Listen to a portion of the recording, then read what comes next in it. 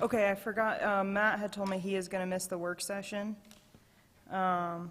He's at the graduation for middle school, so I'm going to start the meeting without him, but he'll be at our regular meeting. Okay.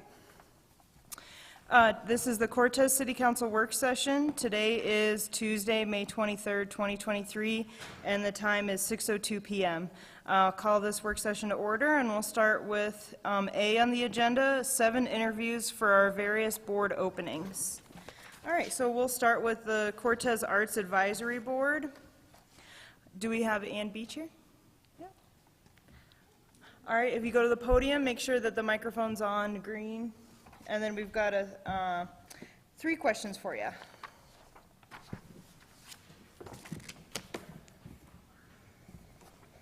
Okay. We're just going to go down the line asking the questions, and we'll start with Councilmember Dobry. Please give your name and a brief overview of your interest in serving on the Cortez Arts Advisory Board. My name is Ann Beach. My interest in serving on the Arts Advisory Board is because I see the value of the arts and on the community and the impact on the economy. I also see the good work that has come before me on this committee, and I look forward to making a contribution to that good work.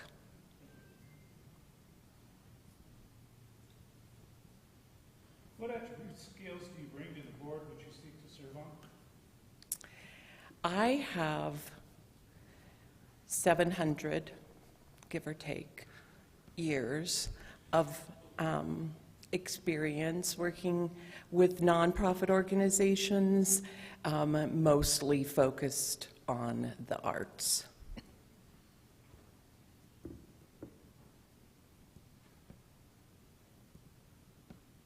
Okay. And then could you please give a brief description of your background and education? I've worked a long time in arts education and arts organizations, and have a lot of experience with education organizations.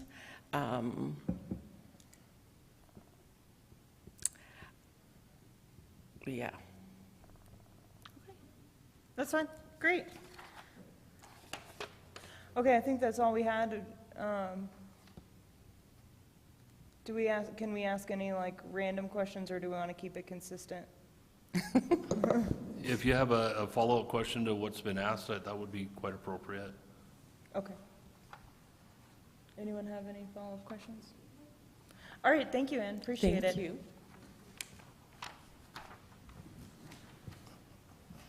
And of course, Mayor, you are the chair. Okay. Okay, then we're gonna, is Sasha Steinberg here? All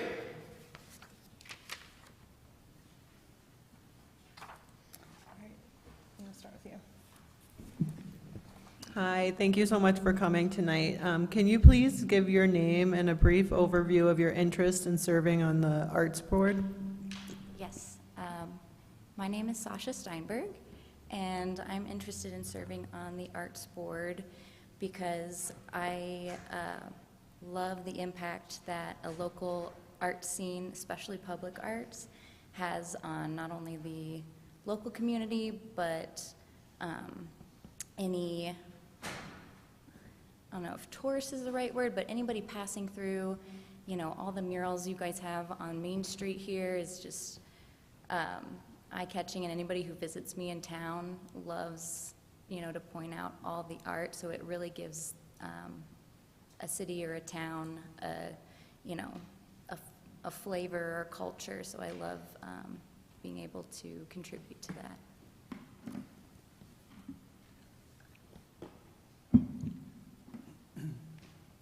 Sasha, could you give a brief description of your background in education? Yes. I have been making art most of my life. I have a bachelor's in art history with minors in film and studio arts, and am currently earning a certificate in graphic design. And most of my employment background has been in arts administration. I moved here 2 years ago from Moab. I was the assistant director of the Moab Arts and Recreation Center over there, where I basically coordinated with local and visiting artists to create works of public art. So something I really enjoy doing.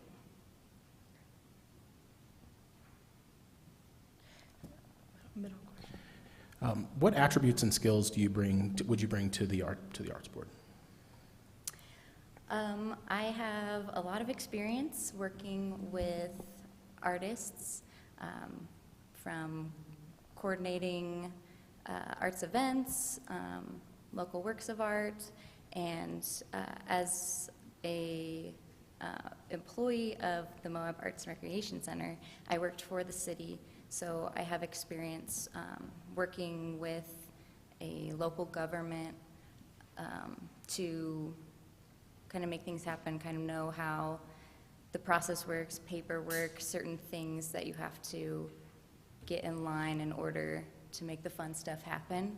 So I think I can bring a lot to the table in that respect. Perfect. Does anyone have any follow-up questions? All right, thank you, Sasha. Appreciate it. Thank you. Okay, I think. Yeah, I think it's 5. That's a good question. I asked the mayor how many positions were available, is what I asked. Do you know, Drew? Yeah, Linda, if I understand right, if you were to appoint all 3 of these, that would round them out. Okay. There are 3, at least 3 available. Linda, do you have a different number? We have 5 openings. 2 could not make it tonight, and we're going to interview them in the next council meeting. So there's 5 positions. And there's 3 being interviewed tonight, and we're going to interview 2 more in the next. So there are 5 on the Arts Board. Eric is coming, because I spoke with him today. Okay. Okay. Yeah. Okay, so then we'll, yeah, because I see Mitchell Tom's here. So we'll move on to the Cortez Historic Preservation Board. Mitchell? Hi. We're ready to interview you when you're ready. We're ahead of schedule, sorry.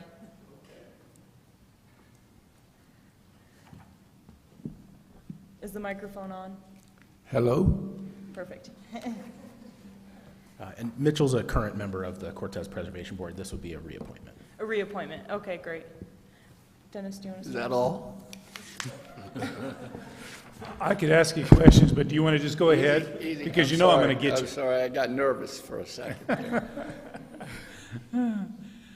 Please give your name and a brief overview of your interest in serving on the city board, which you applied for. I think I heard you. My name is Mitchell Toms. I live in Cortez, Colorado. What else?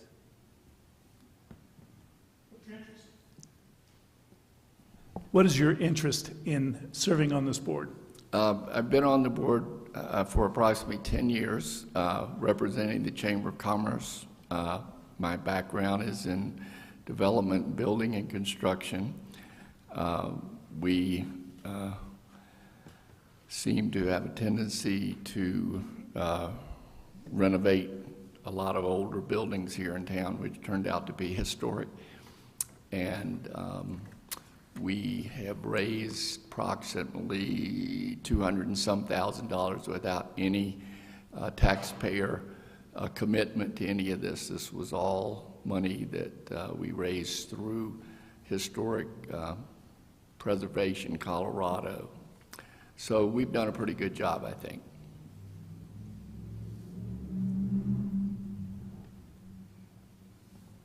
Okay. What attributes and skills do you bring to the board that you seek to Excuse rejoin? me? I'm sorry, it's hard for me to hear. It's a kind of an echo. Attributes and skills you bring. Well, I'm in development, building, and construction. I've been doing that since about 10 years of age, and so a lot of the work that we've done has renovated a lot of properties, primarily on Main Street. Great. And last question, give a brief description of your background and education, which you gave us some of that, but. Well, my education probably has very little to do with being on this board, but I have been involved in building and construction for a long time through family and otherwise. And in 2017, I was recognized as a community champion for Cortez.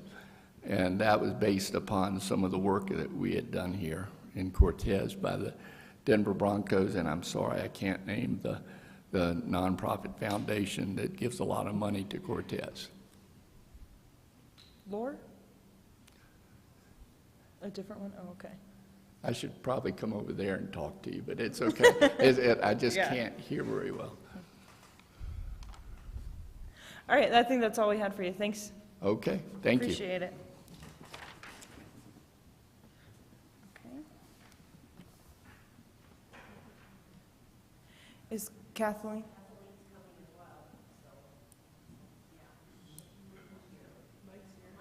Okay. All right, we'll move on to Parks and Recreation Board. Mike Levy?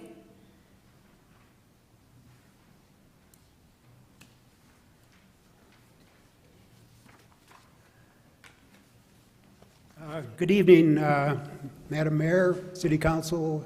I thank you for the opportunity to be considered on this position with the Parks and Rec and Forestry Department Advisory Board. Great, thanks for being here tonight, Mike. Is it David, if you start us off on the first question first? I'm sorry. That one up there? Oh, sorry. And speak into your mic. Please give your name and a brief overview of your interest in serving on the city board which you applied for. My name is Mike Levy. I've been a resident of Cortez for the last 33 years. I've served on the city council for 4 years, 2 years as mayor. During the time I was on the city council, I served on the Parks and Rec and Forestry Board as a council member. I've seen the park system grow from the time the Park de Vida used to be a vacant field, and it's just amazing how well the park system and the rec center and the trees in the city have thrived in the last 33 years, and I'd like to see it continue. Great. Good. Well, you sort of answered this, but what attributes and skills do you bring to the board, to the Parks, Recreation, and Forestry Board? Yeah, I've already referred to my experience on Parks and Rec and our Forestry Board, and I'm also a passionate believer in trees. When I had my 8 acres southeast of town, I planted over 2,000 trees and shrubs in my property, and now they're thriving. They're 50 feet. You know, there's still 1,000 trees growing. A gardener. I was a regular in the Silver Sneakers at the rec center, and it's a great board. Give a brief description of your background and education. Education. See, I'm a high school graduate. I attended the University of California in Riverside. I got a bachelor's degree in comparative literature in English, French, and Italian. I was able to use some of those languages in a recent tour of Spain and France and Italy a few weeks ago. So And I've taken many classes through the city in different organizations, so I'm well educated. Great, thank you, Mike. That's all we had for you tonight. Oh, okay, thank you. Appreciate it. Yep. All right, we're going to jump back to the Arts Advisory Board and interview Eric. I don't know how to say your last name, sorry. Okay.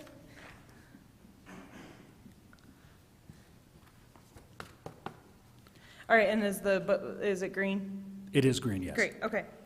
All right, Eric, we've got 3 questions for you. I'll start, and please give us your name and a brief overview of your interest on serving on the Arts Advisory Board for which you applied. Sure. My name's Eric Kiros. I have a history in acting, music production, writing, screenwriting. I think it'd be a good fit. I'd be a good fit for the Arts Board. Thank you. And what skills and what attributes and skills do you bring to the board? What do you bring to the board? It's a good question. So I actively am involved in the arts in the community.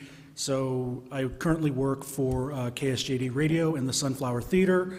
Right now we're currently throwing a summer film series.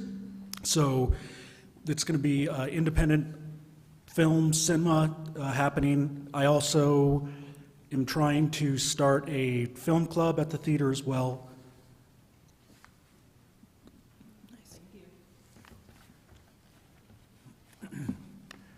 Eric, would you give a brief description of your background and education? Sure, yes. I attended my undergrad at UC Santa Barbara in California. I got a bachelor's degree in sociology. I also have a master's degree from Arizona State University in justice studies. And justice studies is an interdisciplinary degree, so it pulls from sociology, history, communications, and study of the law to kind of have an intersecting look at the world. And I think looking through that lens gives me a unique perspective at looking at art. All right, thank you, Eric.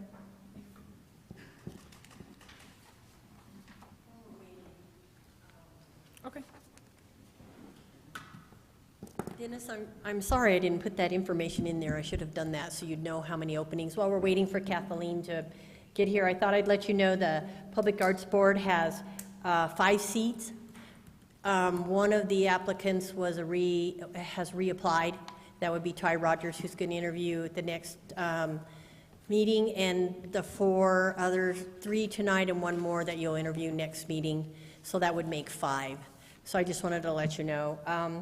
For the Historic Preservation Board, there were 3 applicants. They were all current members of the Historic Board.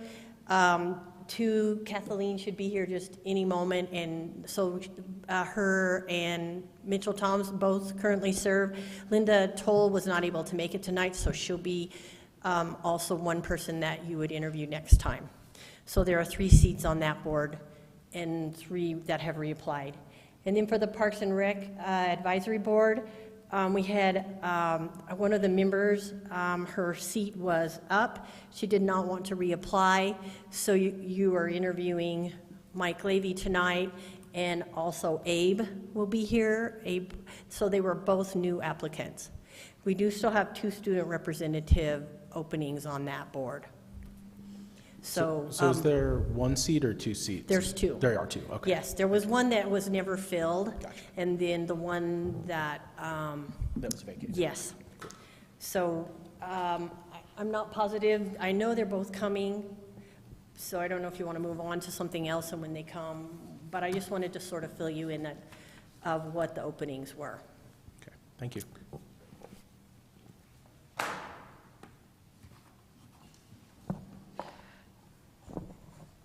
All right, do we have our folks here for the Montelores Early Childhood Council presentation?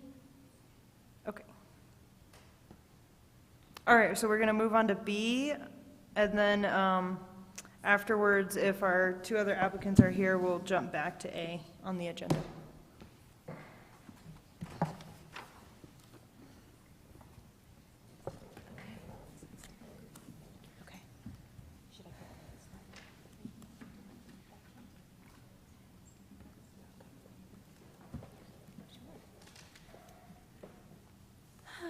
Good evening, everyone. Thank you very much for the time tonight. I know you all have a very full agenda, and I'm grateful to be able to have the opportunity to share what I have tonight. Rachel is helping me get my little slideshow of information going. So in the meantime, I'll just introduce myself. My name is Andrea McAlpin. My role at the Early Childhood Council is by name the Child Care Navigator. And what that looks like is me ideally recruiting and training more folks to provide in-home childcare options, recognizing that from the state, there's a lot of funding and resources going towards creating more, initiating more childcare options across the state. And this is one way in each county for the councils to take on that role. So in addition, our main mission at the council is that every child, family, and early child care professional is healthy, thriving, and valued. So those are the three things we work on, is how can we make sure that every child, every family feels valued, is healthy, and is thriving. So tonight I'm talking to you a little bit about that term that we call a crisis of childcare, the lack of childcare slots that we are seeing. We have many families who have expressed deep concern, have had to make major changes in order to work around the lack of childcare options. I will say, this is not a new problem in the state or in other counties or even in the nation. But I will say that until we come together and think kind of outside the box, how are we ever going to make a change? And it is our responsibility to our community to think that way. So let's see if I can get you going here. So a lot of my data comes from about 3 years ago. That's kind of the main data point. It comes from the last census, but also some other organizations that have been pulling resources to understand where our community lies. So this came from a Team Up action team. And essentially what we're seeing here, the bold blue numbers are the lack of child care slots, meaning the number of children that we have in our community compared to what child care slots exist. So overall, in our county, this is not just City of Cortez, this is countywide. We are short 919 slots. The majority of those slots, the major need is for infants and toddlers. As far as preschool, meaning 3 to 5, we're doing pretty okay. The issue is that our infants and toddlers require a much smaller ratio and also highly qualified staff. So when we talk about our centers who have previously offered infants and toddler courses or classrooms, it's that they don't have the qualified staff to maintain that. And we know that that also means a raise in the price, the tuition for childcare because of those lower ratios. So when we break that down, what I did today, if you can notice the asterisks, so those are specifically to City of Cortez. And if you want to reference this little child care directory that I handed all of you, you can see all of the current child care options for the City of Cortez right there in the center of the fold. So you can see as the largest community here in Montezuma County, we do offer the most child care centers or opportunities. When I'm referring to childcare, I'm always going to be referring to those who have been licensed. So that means that they are qualified professionals that have gone through the process of getting that facility to meet all standards and regulations that are passed down from the state. This is really important when we talk about that term quality childcare. So right now in all of Montezuma County, and actually I misspoke, it's actually all of Montelores. We serve Montezuma and Dolores counties. We have 2 providers in Dove Creek as well. So we have 14 licensed providers that our council serves. 7 of them are here in Cortez. Only 3 of all of those 14 care for infants. That means under the age of 1 year. In Cortez, we have 2. 5 across the county care for toddlers. In Cortez, we have 3. Over half of our providers do not provide care in the summer. So right now, we have 5 providers in Cortez that do. What we're seeing from parents, though, who are trying to have a double-income family working year-round is that we have a major gap in that year-round care, so that includes summer care, as well as extended hours. So specifically, I think about our essential workers, our healthcare workers, our emergency response folks. It's really challenging for them to find the right child care for them to continue in their profession. Any questions on kind of that information and what you have in front of you as well? Please take the time another time to look at it more closely. I just wanted to say, Andrea, just in my experience, that in the county, people that will take, babies under 1 year, there's only one that I'm aware of, and that's Treehouse. So, and they have an extremely long waiting list because Teddy Bear just shut down and Moving Mountains also shut down. So Moving Mountains is no longer in this directory. Teddy Okay. Bear, they did just recently announce that in the fall, they will not be offering that infant classroom. And we were really excited when that was only a couple of years ago where they opened that center up, and it was a huge, wonderful asset to our community. Their issue is that they do not have the qualified educators, the qualified teachers to do so. The other kind of complication there is that we have universal preschool coming down as well, which is a huge celebration that we are going to have preschool starting to receive some funding from the state for 3- and 4-year-olds, but we're still really struggling in that infant toddler zone. That's still falling on families to pay for, and there just isn't enough slots for that. Thank you, Lydia. So why is this so important? And I'll kind of breeze over this, but the most important thing we're talking about is our youngest members of our community. When I talk about early childhood, we're talking about the idea that we are building brains in the first 5 years. We're building the brain of an entire human that will either build this foundation of success in academics, thriving in a community, being able to contribute, having healthy social-emotional pathways in their brain. Those are all built the first 5 years of life. So if I could sit here and advocate, I would say early childhood has to be just as important as school age, as high school, and as extended education, because this is where those foundations are built. And this is where families really struggle, because we all know, and anybody who's been a parent knows that you don't really know what you're doing until you become a parent. And so we really need to support those younger years. The other big thing that I will say is in our community, we know that there are many children who go to places that maybe are not licensed, or maybe they're going to a family member that may not be the safest option for that child. And that's a huge concern for me when I talk about the well-being of all children. We need more safe, licensed, quality places for children to go that are safe and well taken care of. When it comes to families, having the resources and community that they are connected to when they have a center is a huge gain as far as building a strong foundation in our community with strong mental health, allowing those professionals to continue to get back into the workforce, gain that experience to continue to contribute to our communities. And we talk about workforce.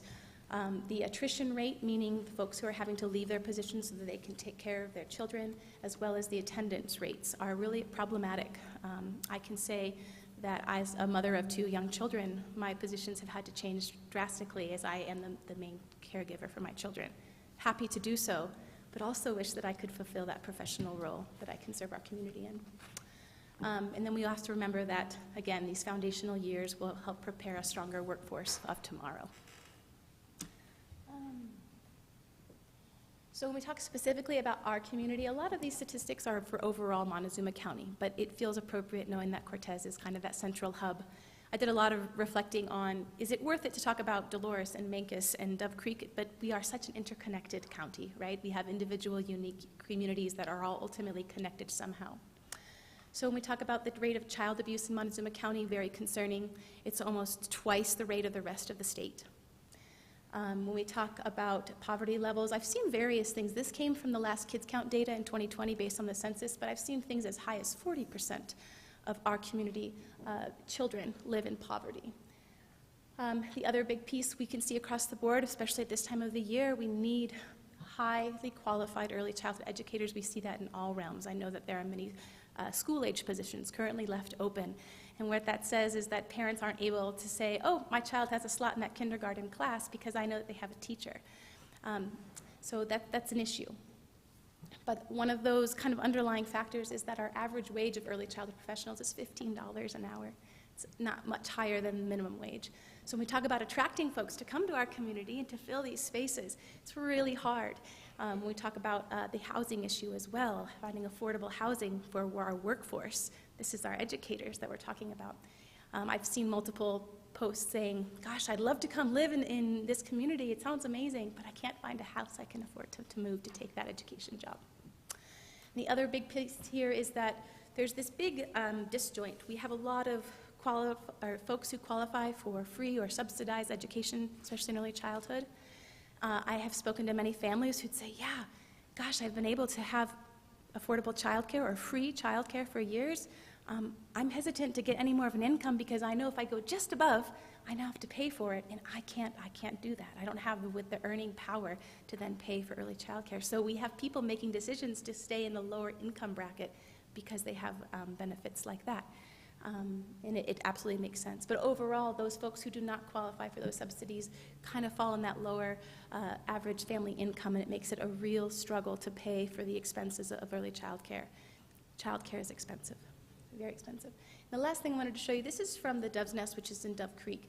And it's kind of hard to see with the tiny writing, but when you look at the bar graphs there, what you're seeing is the disparity between the income and the expenses of running a child care center.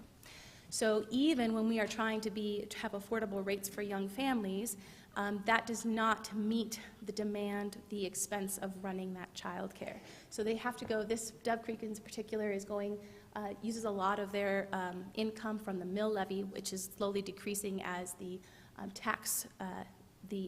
property tax decreases as well. So they're struggling to come up with that extra income so that their families, they don't have to depend completely on families to pay for that tuition.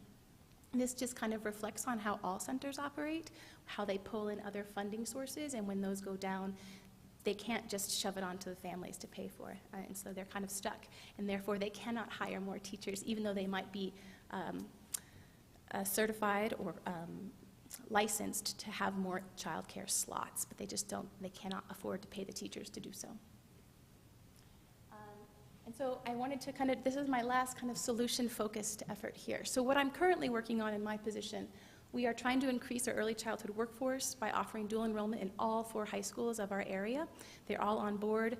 MEC will be kind of the host site for that. That means that starting as early as freshman year in high school, they can start taking early childhood courses so that when they graduate, they have some credentials to go ahead and enter the field. And we'll also be pairing that with some field experiences. So that's starting next school year, I think is a huge win there. I have had conversations to make sure that the zoning and land use codes with the City of Cortez do not get in the way of more child care centers being developed. That was an issue when we had an employer who wanted to offer child care to their employees, but we just weren't able to budge on the land use and zoning codes, and ultimately that kind of went to the wayside. So I know that in my conversations as we update those things, that child care and making sure that's an easy pass will be something that they're working on. And then I'm just currently actively recruiting for center-based and home-based providers, talking to employers in the area, hoping they can team up and provide some employer-based care. Also working on some community drop-in rates at one of our adult education centers. Trying to do some alternative workarounds, knowing that it takes 6 to 9 months to get a new facility licensed. It's quite the process. Totally worth it, very important, makes it quality, but it does take time. In other counties, Summit County recently increased a property tax, and with additional town and federal funds, they now have a new center that is city-funded and city-run. Mesa County, out of Grand Junction, there's a hospital that was able to use state and federal grants to offer child care for their hospital employees. When we talk about extended hours, those are the folks that are really going to benefit from that. And there's been talk about a lodger's tax in our area of how can we put that towards education. So in all, I'm asking that we continue to keep this at the forefront of our mind, that we know that this is affecting our entire community, not just the young children, not just the families of young children. It's affecting our workforce, it's affecting the quality of our education moving forward. I'd love to make sure that we keep this as a priority when we talk about making decisions for our community. Any questions? Thank you so much. Could you just briefly go over this child care survey that you conducted and what Yes. the results were? So what Lydia is referring to is this here. In the process of trying to recruit families, I essentially went to all the librarians and said, can I get access to the families that attend Storytime? And they said, no, but let's host a community conversation instead. And with partnership in those libraries, we were able to host community conversations in which families could either attend in person and or fill out a survey. So this happened this last January, February, and these are the results here. I wouldn't have been able to do this without my partners at the library, and I'm very grateful for them to do this. So when you look at this, you can see a variety of responses. It's nice to see, just for our senses and purposes here, that a lot of our families are here in Cortez who answered this survey. When we talk about how children are taking care of their kids, you know, there's a lot of varieties of parents have been resourceful on how to take care of their kiddos to go back to work, and some of them are obviously staying home. But some of the things that really struck me were the quotations. With the high cost of childcare, if I could find any opening, my income would almost completely go to paying for someone else to raise my child. My job no longer contributed to the household budget. We don't qualify for CCAP, that's Colorado Child Care Assistance Program, but we could really use the assistance. Our child care costs are more than our house payment. That's a regular thing. That's not an outlier. And I supplement our food by going to the local food bank so that I can pay for all of our bills. So families are really feeling the stress there. 40% of the children who are the families who are surveyed have children on the waiting list. That's a really high number.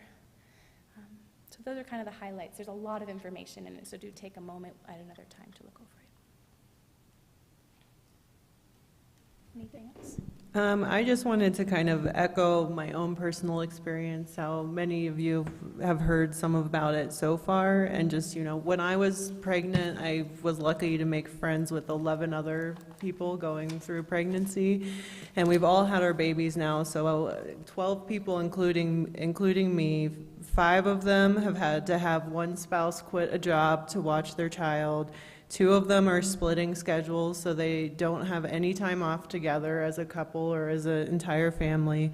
2 have cut back significantly on hours, and 3 pay someone part-time under the table who is unlicensed, and that includes me. My child care cost is more than my monthly mortgage, and it's even with paying someone I still cannot afford to pay them a living wage for the hours that I need to have childcare. So I'm 1 day a week, me and my husband both work from home, and we like tag team watching the baby. And I just think, I just want to reiterate that childcare is a community problem, not an individual or a family issue. I thought I had one more thing to say. That's it. Thank you. Thank you, Lydia. Yeah, you're not alone in that. There are a lot of testimonies that sound very similar to yours. And it's a struggle. And as an educator, I have taken in other children, not licensed, to help other family and friends, but I've to not be valued, to offer something that they could afford to pay that ultimately isn't really serving my family, has been the other side of the coin here. When we talk about really valuing early childhood educators, it's tricky because we can't rely just on the families to pay that bill somehow in order to get those qualified. And folks who can stick around. I've noticed a lot of turnover. I'm looking at Matt shaking his head, saying this is across the board in education. But I think the more we talk about it, the more aware we are, and the more it is on the forefront of our mind. We can make sure that we're making decisions that can ultimately support this. And it won't be a overnight solution, I understand. Yeah. Any other questions from folks? I don't want to take up more time. Okay, I have than one I'm more. I guess, what are your next steps? Next steps.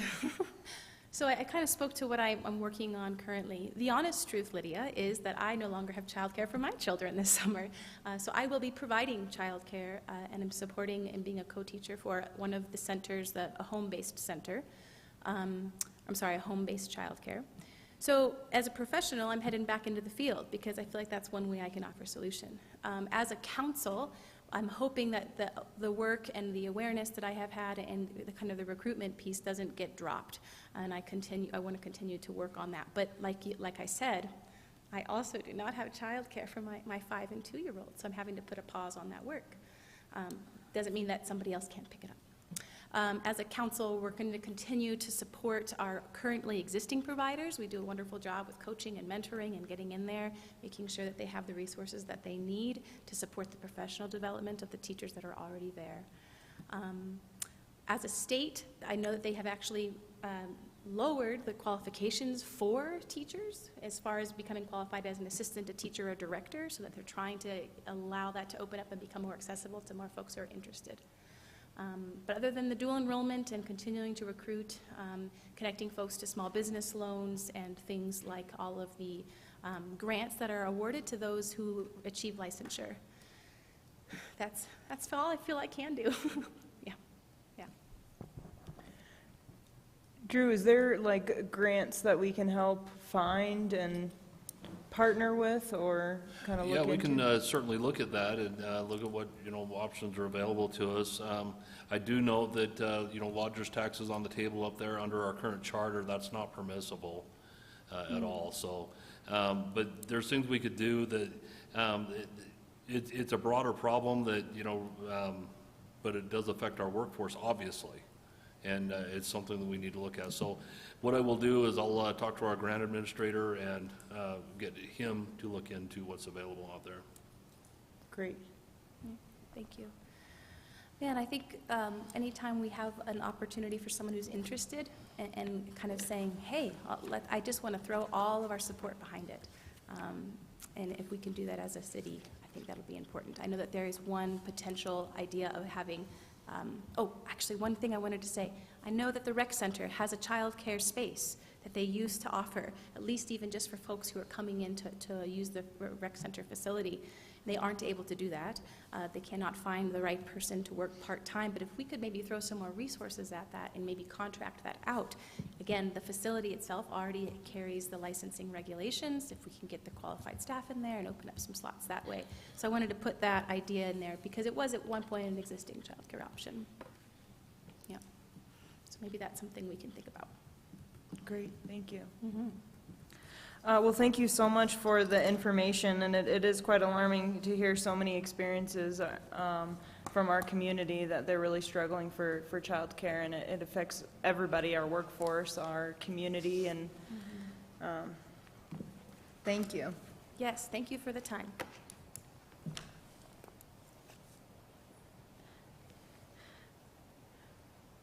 Okay, we're going to come back to our interviews for board openings. Do we have Kathleen Russell here? Great.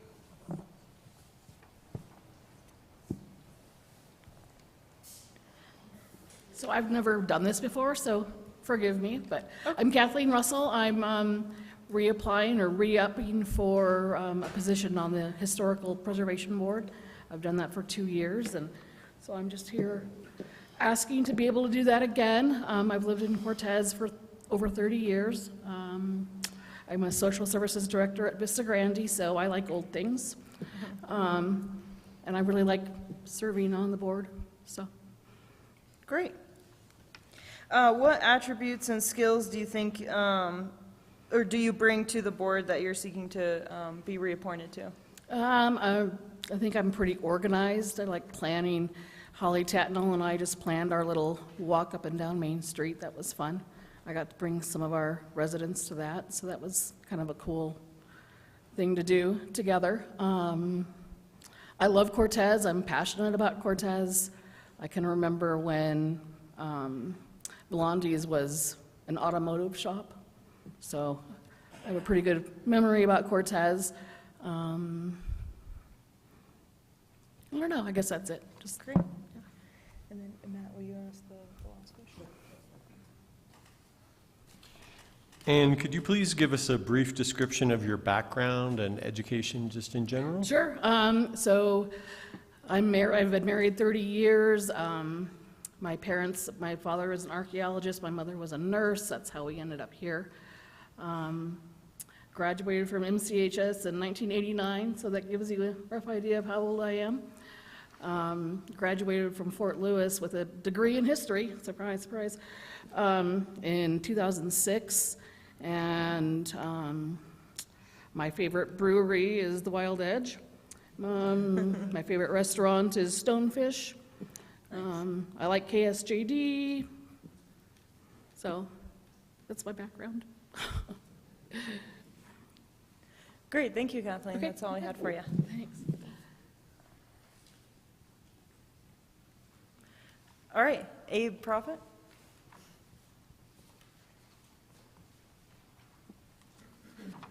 All right, so we just have 3 questions we're going to ask you, and Cool. Yeah, I'm Abe Prophet. I'm here to apply for the Parks, Recreation, and Forestry Advisory Board. I'm also new to this, so yeah. My background is, so I have a bachelor's in urban planning and GIS and landscape architecture, a master's in public land management and forestry, and I currently work at the Forest Service in the timber department. So we go out and monitor forest health and watershed health. I am currently a board member for MLC, Montezuma Land Conservancy, the Next Gen board. And yeah, I like to be involved in the community. I helped out at the Carpenter Natural Area Cleanup. I like to be proactive in our public land cleanup and maintenance. Yeah, I really enjoy living in Cortez. I don't know, David, what other questions do you have for me? Lydia, do you want to ask one? I feel like he answered all the questions, so unless anyone has any follow-ups. No? All right, thanks, Abe. Yep. Thank you. Okay. And that's it for our board interviews. So we're going to move on to C on the agenda, a review of the, and thank you all for being here to be interviewed. We appreciate it. Thank you. We're going to review the draft of our drought management and mitigation plan.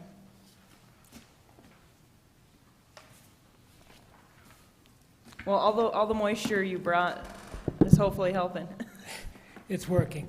Madam Mayor, City Council, as you mentioned, I'm going to talk about our draft drought management plan. I know this is the wettest year in a long time, but it still doesn't mean we're out of the woods. I think you have a copy in front of you. The overall goal of the plan is to facilitate appropriate responses to varying drought conditions. The primary focus is on best management practices to manage water demand while looking at options for alternate water sources. We also determine water use priorities, and also the drought management plan is required for some water grants. Our timeline is to incorporate any comments you might have tonight and then propose adopting a resolution at the next council meeting. Next slide. We've developed a drought task force, which is created by the City Council in order to help manage, update, and implement the plan. The task force is responsible for monitoring and assessing drought conditions and making recommendations. You can see the list of task force, City Council members, City Manager, a lot of the city staff, and then interested citizens as well. The City Manager will be the designated official, and he can propose drought emergencies for council approval. I will be the designated leader of the task force. Next slide. Just some other drought information. We've already implemented voluntary water restrictions. Our overall water usage has gone down in the last year. We're using less this year than we did last year and the year before. The criteria for drought responses are the SNOTEL snowpack observations, the NOAA Colorado Basin River Forecast Center, which focuses on the river flows, and then DWCD announcements. We coordinate with a lot of the other organizations, and then there's a lot of public involvement, public education, and public notification. Brian? I just had a question about the regional coordination. I don't see Montezuma Water Company on that list. Do we communicate with them on this as well? Okay. We do. And yeah, that list is not comprehensive. There may be others that we... Okay, good. Thank you. Okay, next slide is the drought plan triggers, which is kind of the meat of the plan. There's 5 stages. Stage 1, 2, 3, 4, and 5. 1 is in normal, which is we're in now. If you look at the, I'll just kind of summarize. Stage 2, we're in alert. That's triggered by 50% below the normal flows in the Dolores River. 3 is when we're starting to get serious. That's a warning stage. That's when we're up to 90% below the normal levels in the Dolores River. Critical and emergency, I'll talk about that a little bit later. Those are very, very low probability, but not impossible. We get to critical when we're at the top of the Dolores intake tunnel. So we're almost out of water, and then emergency is we're at the bottom. We've got no water in the reservoir anymore. So, and I'll talk more about those. I guess one point I'd like to make is there's no mandatory restrictions until we get to stage 4, which is, again, we're at the top of the Dolores tunnel intake structure. So that's pretty severe, and so there's nothing mandatory prior to that. Do you know what we were at, was it 2 years ago, 3 years ago I don't, but I can find out. Okay, yeah, because I'm just curious, you know, when our farmers only got 10% of their water right allocation. Yeah, I can get that information for you. The next slide is about response actions. Brian, can I just interrupt you really quick? Sure. So this chart with the different stages, you put this together with those collaborators or based on data from the city or? All of the above. All of the above, Yeah. okay. And then would this be something other places in the county use as well, or only us, since there was This all is these only for partners? us, but it could be used. Okay, thank you. Is there a certain, sorry. Go ahead. Is there a certain time of year where you can determine this, or is it kind of ongoing? It's ongoing. Okay. I So mean, we can go through different phases throughout the year? We could, and certainly, you know, there's going to be warning signs, you know, that, you know, we can kind of tell if we're going to be in a drought. You know, DWC will make announcements, you know, we can track the river flows and that sort of thing. So if theoretically how this would work is, you know, you're keeping your fingers on the pulse of the water situation, and then you would, based on what information you're getting, you're going to call like, oh, we're stage 1, 2, 3, 4. Yeah, and we will have regular drought task force meetings, and we'll get together with all the you know, key players and make decisions. And then again, if we want to go into a drought emergency, then the city manager would, you know, propose a resolution for the city council to approve. Thank you. Okay, getting into response actions, the plan provides for 5 stages of response actions to manage and mitigate the impacts indicated by each triggering criteria and condition. The response actions provide for a combination of best management practices for both water supply and water demand management. The response approaches are designed to be flexible and they're cumulative. If you're in stage 4, that means you've already incorporated stage 1, 2, and 3 response actions. Let me see what else is important here. Again, the chances of reaching stage 4 or stage 5 are very low, but not impossible. Then if you go to the next page, this is just a sample.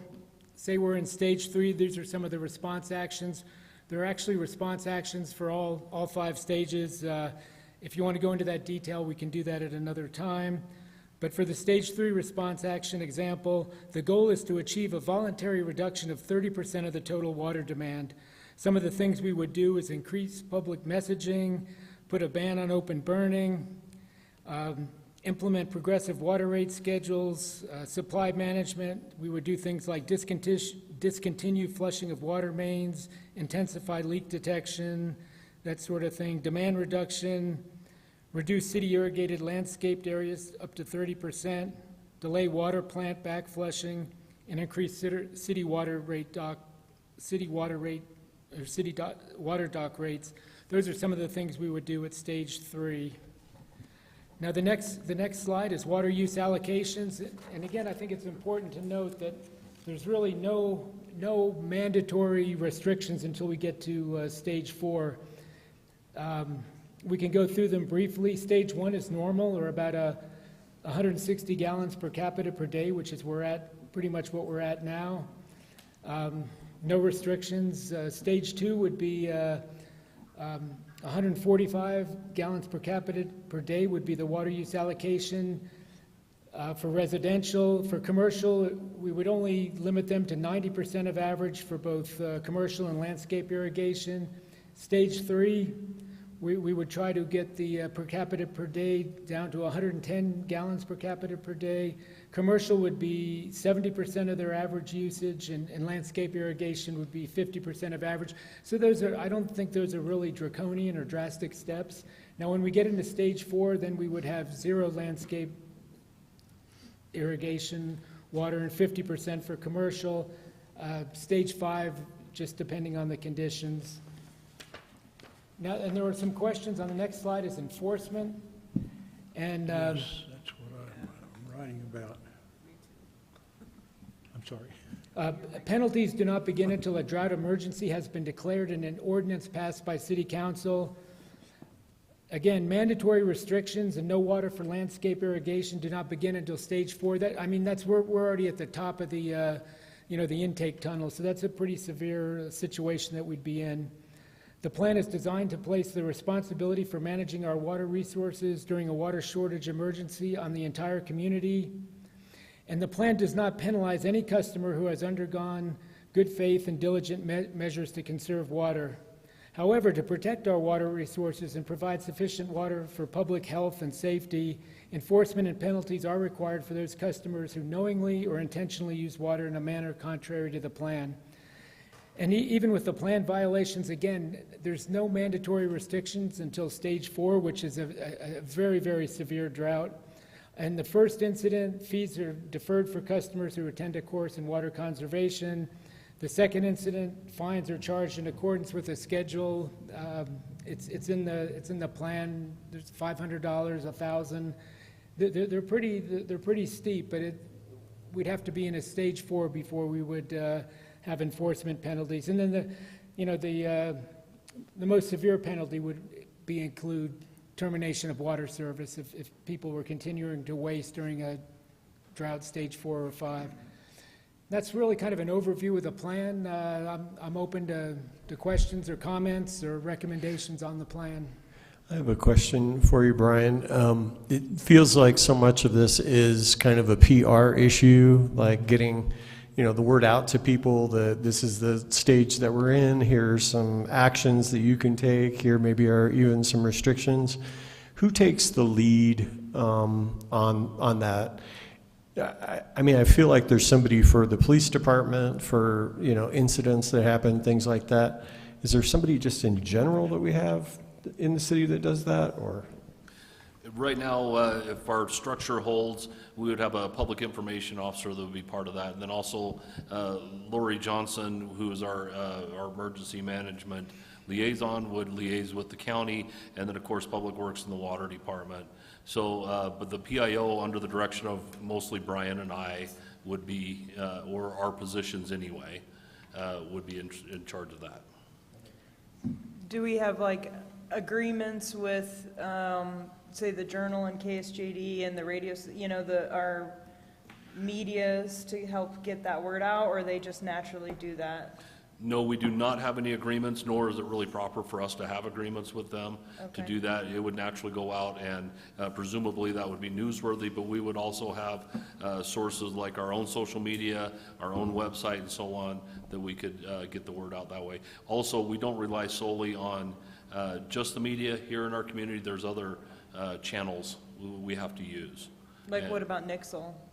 Is that something that would be used? Yeah, we could do that. It's kind of expensive and honestly underused. And I think I've used that in my previous life, and it just really wasn't used. They're using it now here, and it's, compared to our population, it's just not used. Okay. But it's a good idea. It's a nice thing. It's just another channel that is out there.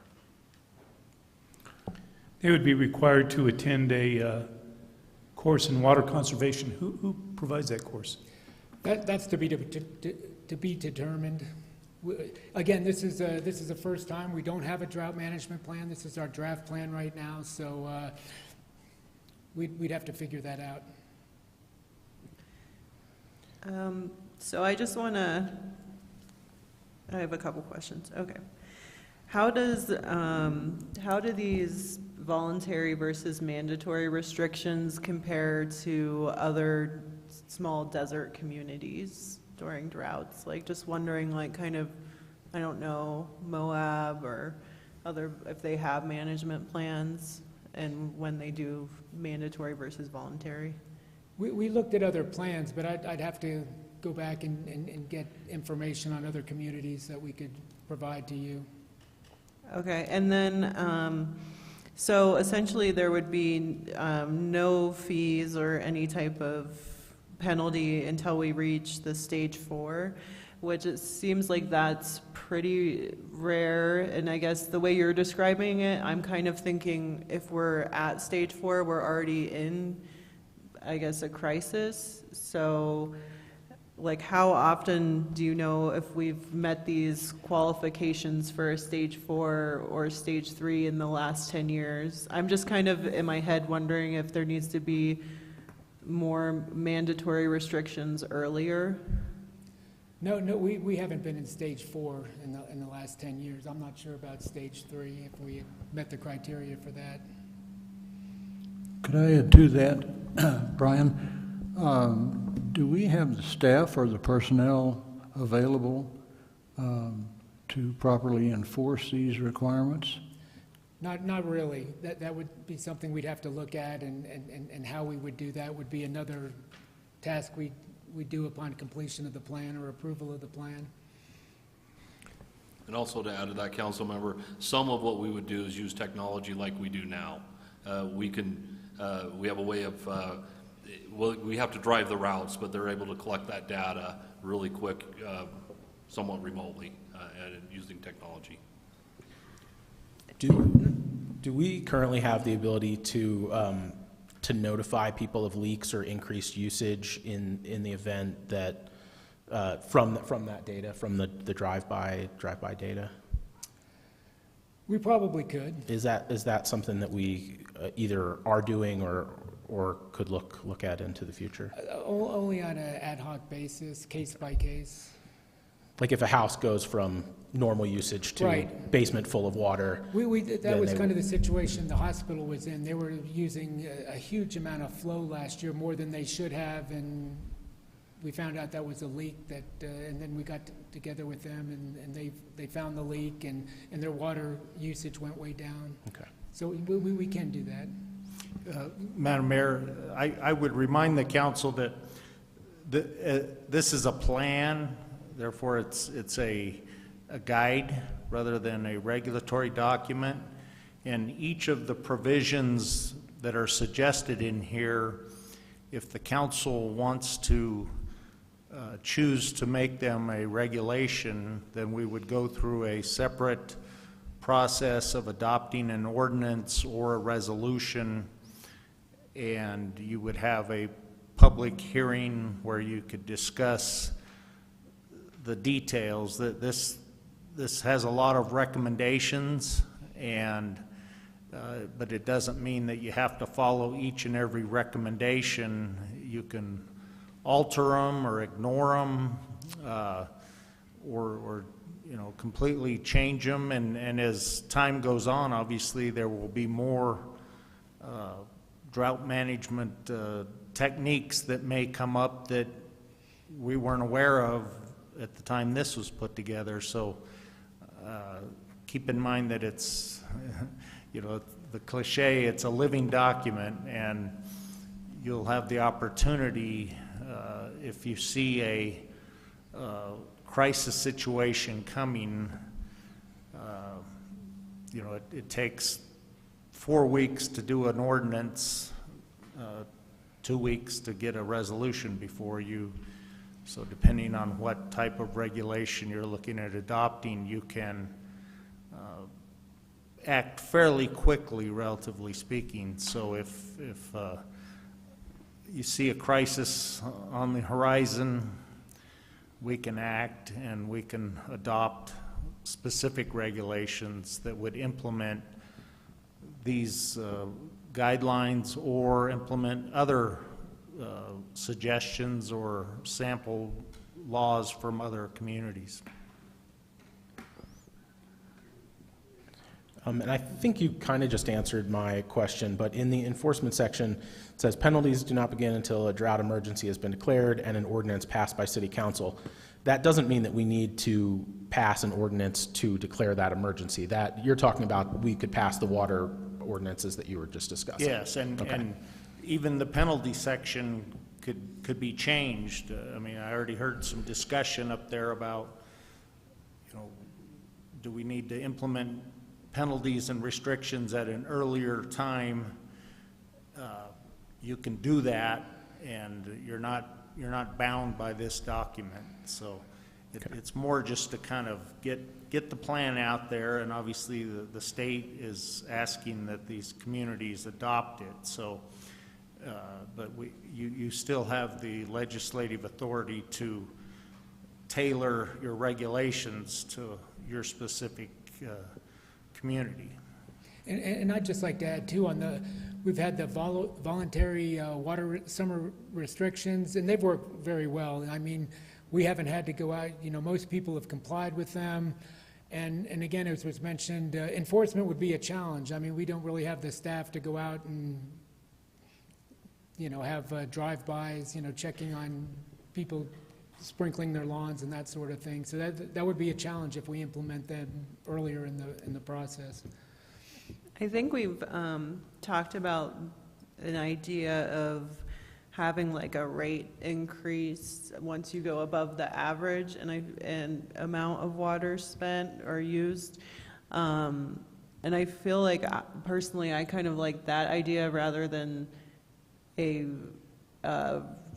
fee afterwards, because I feel like you could probably get all of that data remotely and it wouldn't require going out. And we're in the middle of a water rate study, and we're looking at, you know, different scenarios and block rates and that sort of thing. So we're supposed to get a final report in July, so we should have some better information on that. Okay. And I feel like that's more almost like a positive way versus giving somebody a fine. It's more like people can be like, oh, I want to keep my water usage to X so that my bill isn't higher.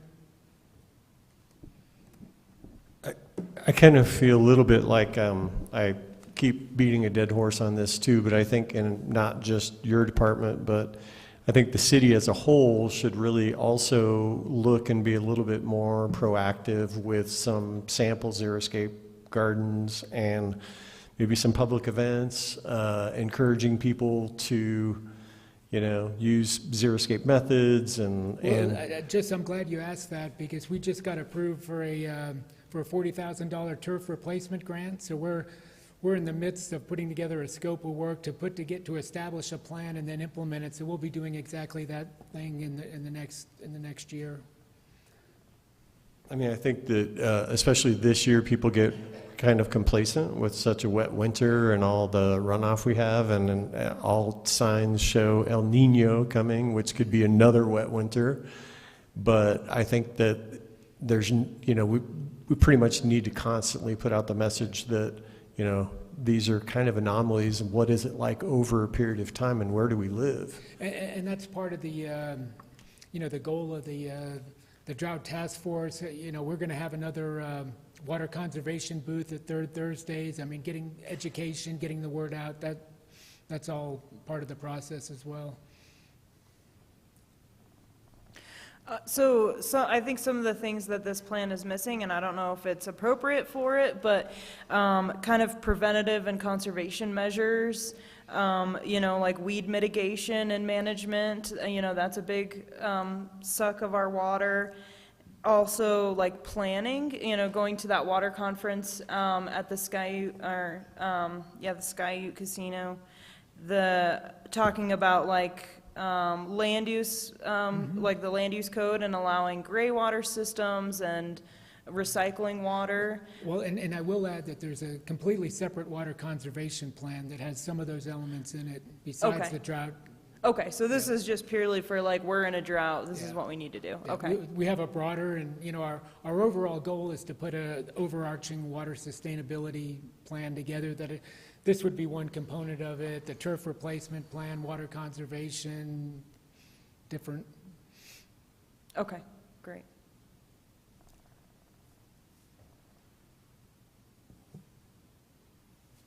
How long till how long do we have to submit comments to you that we see in the Well, draft? it depends on, you know, if you want it out at the next, you know, at the next council meeting, then we would need them by early next week. If, otherwise, you know, we can take, as Pat said, it's a living document. So, I mean, we can get this finalized, and then we can change it if necessary. So we can go a couple different routes on that. Yeah, Mayor and Council, just for your information, however, remember this is just a plan, and as you said, a living document, and it has no teeth. This is just something we would pick up off the shelf and use as a guide. Part of why we're trying to get this done now, and it's taking a little longer than we'd hoped, and that's not Council's fault, that's ours, but we need to get this done and passed because it's part of one of the requirements for some of our grants, our infrastructure grants that we're applying for. We have to get this done. So if council has some questions or comments, we would appreciate them forthwith so that we can get on this. However, if we don't get that done, we can always revisit this. It's just like our emergency management plan and everything else. It really needs to be touched and updated at least once a year anyway. Okay, great. With the billing system, is it possible to have a trigger where like someone's water usage increased, you know, 30% or something? I think we could do that. And then have, you know, and then that way we can reach out to them and, you know, just check. Because I think water leakage, you know, that's something we want to be able to notice and address as soon as possible. Yeah, it makes perfect sense to do that. I just don't know what that threshold is, you know, if someone has visitors and is doing a ton of laundry or is trying to implement a lawn, you know. Yeah, and it would probably be, you know, probably not just 1 month. It would probably, you know, if somebody had increased usage for 2 or 3 months, then they evidently have a leak or some sort of problem. Okay. And I like the model that the city does for when people's like grass or weeds are out of control, and how we, you know, we give them like a friendly, like, hey, this is going on, and then follow up with it with a thank you if they, but that would take a lot of manpower, but. All right, any more questions from council? What was the name of the other plan you said that was coming together that would address things like gray water and? Well, we have a water conservation plan that we already have it, and we're updating it right now. It's a 2018 plan, and we're working on updating that. Well, and we have a number of other plans. There's a vulnerability assessment. There's quite a few components to the overall water sustainability plan. Stormwater, I mean, there's a lot of different pieces to it. Is there any study too that can say, you know, what growth Cortez can see while still, you know, within our water rights? That's part of the water rate study, is taking a look at that, is, you know, how much growth, and, you know, that should help answer how much growth we can absorb and how much we would have to pay. Okay. Yeah, because the real question is, like, if we filled in all of these you know, these platted subdivisions and every lot had a house on it, would we have enough water for that? And then thinking about that as, like, maybe we annex or, you know, any other kind of growth. Yeah, those are all good questions, and that's not specifically addressed in the drought plan, but we can look at it in our overall water sustainability plan. Okay.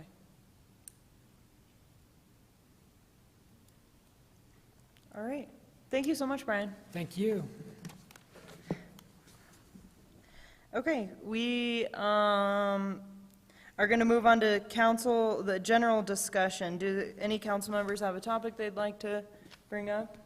Yeah, I did have 2 topics I wanted to bring up. One was I wanted to have a discussion with the rest of you on how you feel about the city council pursuing a relationship with our school board.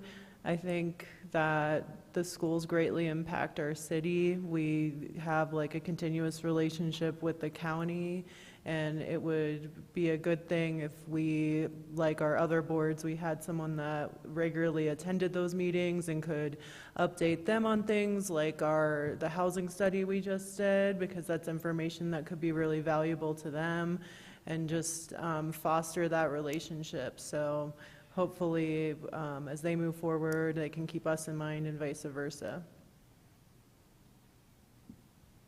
I think that's a really great idea. I would like for us to build a relationship with the school board as well, and have like sustainable relationship with them as council changes and as the school board changes.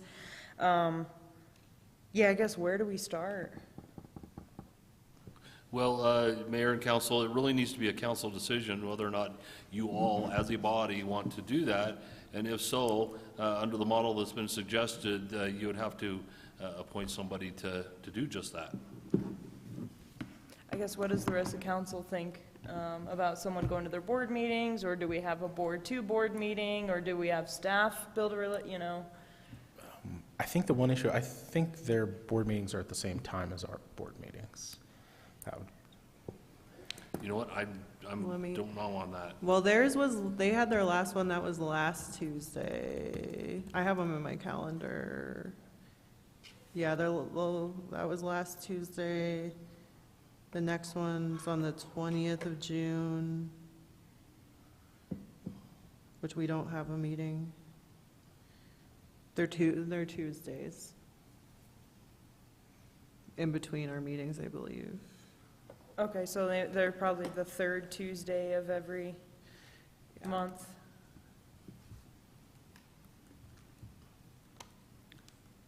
Another suggestion would be we could do kind of like what we've done with the other government entities, and we can arrange a board-to-board meeting if that is the will of council. That might be a better way to start versus just starting to send somebody there. It might be misunderstood, and a board-to-board meeting might would certainly air out any of those issues, and find out whether or not they're even interested in that sort of thing. I think that's a good idea, just to get together outside of a meeting and explain the intention so that it's not misconstrued. Yeah. To me, it sort of feels like it would be better on kind of like a situational basis. Like if there was a topic that came up, I'm not sure that there would be a whole lot of value of necessarily having somebody like one of us go to all the school board meetings or vice versa necessarily. But if there is perhaps overlap, that might make a lot of sense to do, like potentially the housing issue or something along those lines. But I'm sitting here, I'm trying to think of other things in which we would overlap that would be impactful to the city, or things that we do that would be impactful to them. Yeah, I can't really think of anything off the top of my head. The housing issue, just so you know, Director Marchbanks has already had the school administration, the school superintendent, part of our housing policy discussion just the other day. And I can't remember if he was actually there, Rachel, or not, but I know he was on the list to be invited. But we do liaise with them. We are also liaising with them on the brownfields issue. And if you recall earlier that they've taken us up on getting a brownfield assessment for at least one of the schools. So we are doing things like that on an administrative level, but it's really not proper for us as staff to really form that serious relationship with the board. That really needs to be at the board level, since you all are peers to them.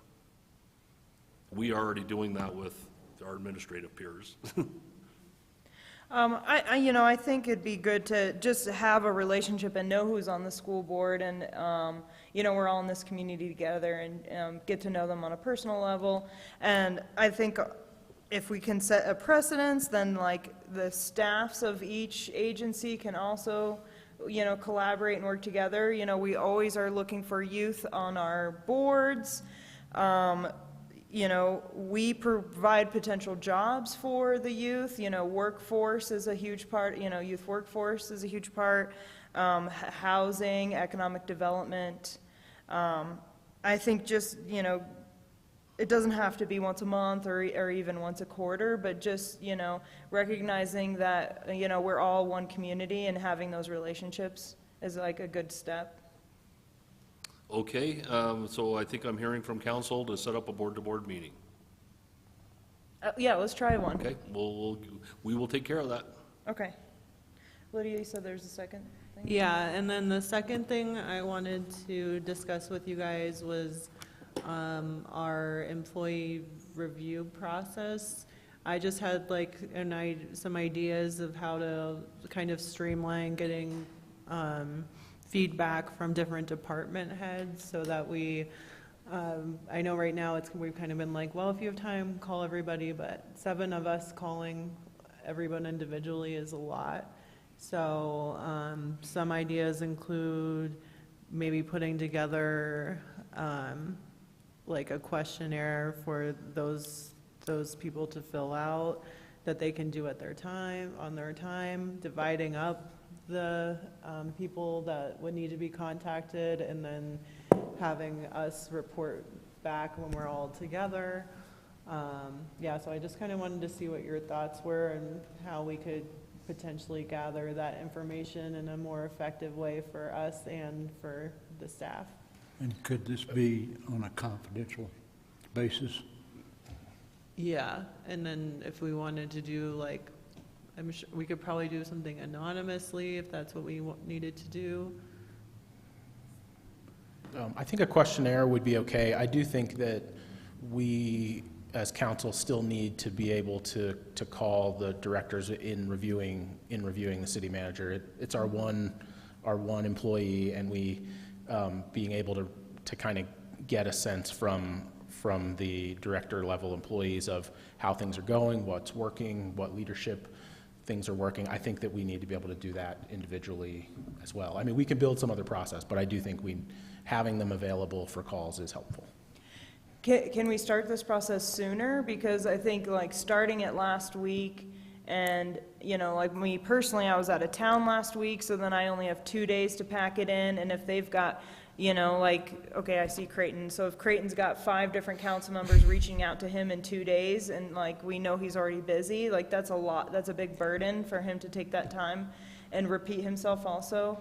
Well, Robert, I don't see a problem of calling people, but would you be amenable to us dividing up people so they're not getting calls from 7 different people, or do you think it's value in individuals having conversation for the 2 employees we supervise? I mean, I think there's value in the individual conversations. It is once a year. It's not like we're doing a monthly review process. Yeah, I mean, I think it could be beneficial to have kind of some kind of survey, so we had sort of a baseline and then could check in with employees. But yeah.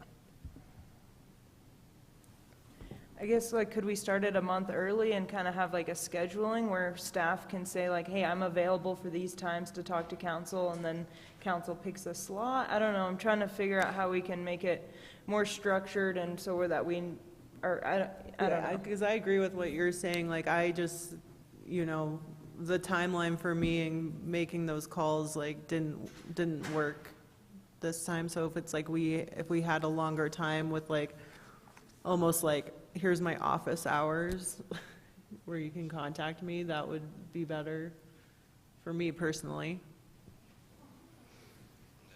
Well, I can tell you directors are very, very busy people, and just to kind of leave an open time when I may or may not be available, we would have to sign up for times, and really you're looking at 14 times 12, or 7 times 12 is what you're up against for those sort of things. We can do, anything the council wants. If you want to do some sort of, evaluation, basically have them do some sort of evaluation on me, that you can do that. We can build it any way you want. We can certainly do it a month in advance. We can do it 6 months in advance. I guess what I'm saying is I just need some clear direction on what the council wants. When's our next review of an employee? Because I know We you're, have Pat next. Yeah, the next one will be month. Mr. Coleman, and should be 2 weeks from now, but we're too busy, so we've put it off until July. And if you guys feel real super strongly about that, maybe we should be putting mine off until July, so you have an opportunity to, look mine over as well. I guess, well, I would like to hear what the other council members think.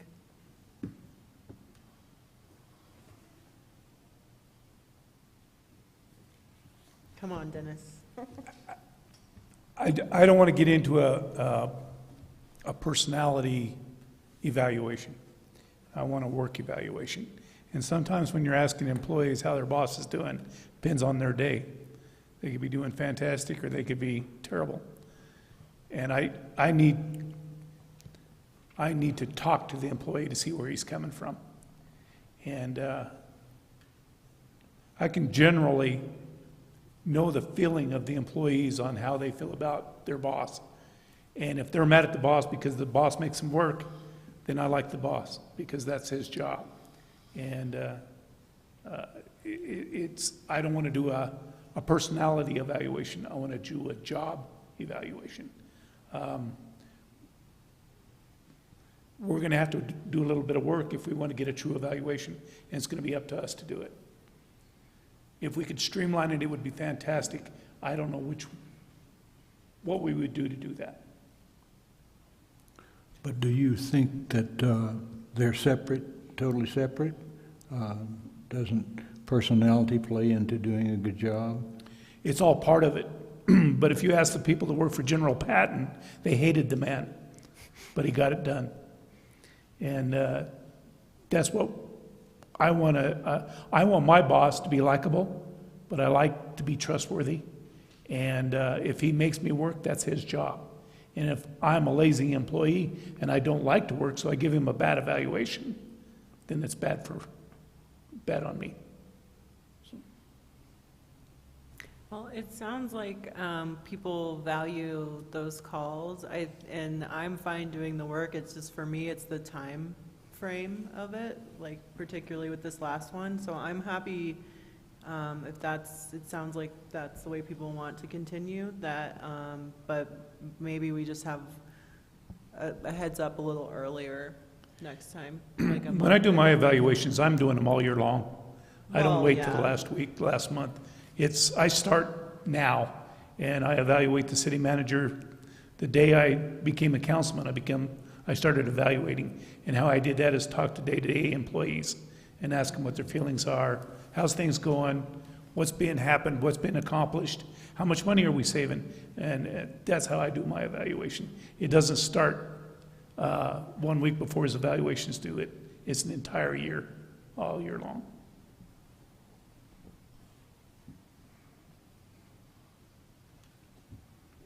I mean, I guess I'd like to, as a math teacher or whatever, I like an evaluation to be done on measurable metrics. So, like, did you do the thing that you said you were going to do? What does that look like? Kind of what's the outcome, et cetera.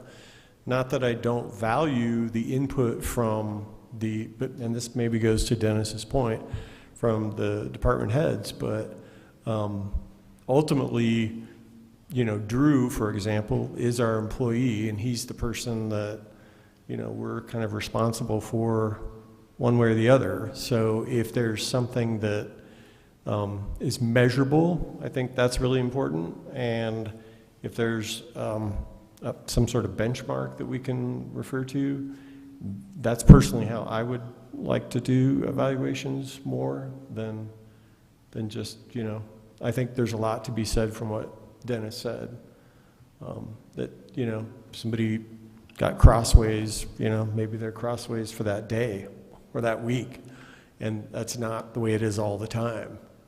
So that's just my opinion. Yeah, I mean, I think we all have working relationships with numerous staff members where we're checking in with them, but when we're talking about an individual, like, I'm not talking to them every single time about a person specifically and meeting certain benchmarks, and that's where I'm seeing a difference, but it sort of sounds like council wishes to continue the way we've done it, which is fine. I just wanted to bring up a discussion. I think council has really been kind of, I don't want to use the word lazy, but we haven't given an outline of what we expect to be accomplished, and that would be his evaluation. Did you get these things accomplished? How much money have you saved the city? How are we doing? And I think it's up to us. We have a basic package. We need to look it over and fine-tune it for us so that we have articulable goals that we set and they are measurable. Accomplished or not accomplished, that's, good, bad, excellent. That's really kind of hard to grasp and identify. He's supposed to be to work every day. So does it get above average because he came to work every day? That type of thing. And so the evaluations. I disagree with you, Dennis, because council does we do set accomplishable goals every year at our, like we just did in April when we set our priorities, and we talk all the time about different goals, and we all put a lot of work into it outside of the meetings. And I feel like we're kind of getting outside of the scope of what I was bringing up anyway. But it sounds like, and I don't want to put words in people's mouth, that we'd like to just continue with, when it comes to talking about to specific department heads at the time of evaluation, to do that individually, which is... As part of it, as far as I'm concerned. So I guess what I'm going to say then is if we feel comfortable, we'll move ahead with Drew's evaluation tonight, but since Pat's is in a month, can we start that process as individually talking to department heads about Pat, and then in future get like a month warning, just more than like a week, at least start there with our evaluations? We absolutely can, Mayor, and Okay. we are really trying to do the very best we can. I wish, in hindsight, I would have opened that up. In fact, it's not going to be a month ahead. It's going to be months ahead the next time. Okay. Okay, thank you. That works for me. I guess I have one last thing to say, regarding Pat's coming up, and we do have a lot of time to talk to people. I would really encourage people to be cognizant of asking questions that are, for example, can you give an example of how Pat helped you out on a certain project, and how did that go?